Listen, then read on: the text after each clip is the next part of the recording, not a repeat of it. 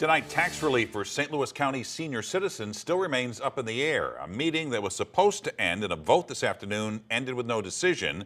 Today, the county council discussed a bill that would freeze real estate taxes for anyone old enough to be eligible for Social Security benefits. 5 on your side's Mercedes McKay was at the meeting, and she joins us now live in studio. Mercedes. Mike, less than 30 minutes from now, St. Louis County Council will meet for their regularly scheduled meeting. Now, that's when the bill sponsor will decide whether or not to bring it forward again or hold it. The reason for the holdup today was that other council members wanted more clarification on the bill's enforcement.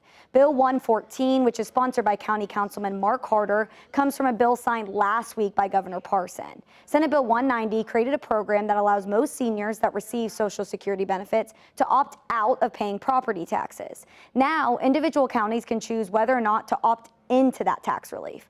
Majority of those who spoke today were in favor of the bill. They talked about how seniors are struggling to pay their property taxes because of inflation and higher health care costs. Michelle Harris, Clayton's mayor, was the only public comment against the bill. She says if passed, the reduced revenue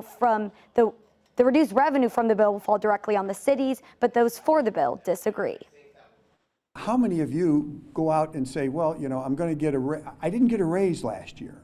Do you count that as a loss?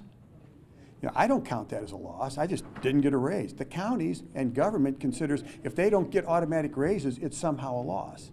Well, I can tell you seniors, and you heard from several of them today, they are hurting.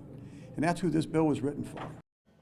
Only 6 of the 7 council members were present today. Now, the main message from everyone was that they want to do what's best for seniors, but they want to hear from the Department of Revenue and iron out the nuts and bolts of that bill. Now, if Council Bill 114 passes, the freeze on the real estate taxes for seniors would go into effect next year.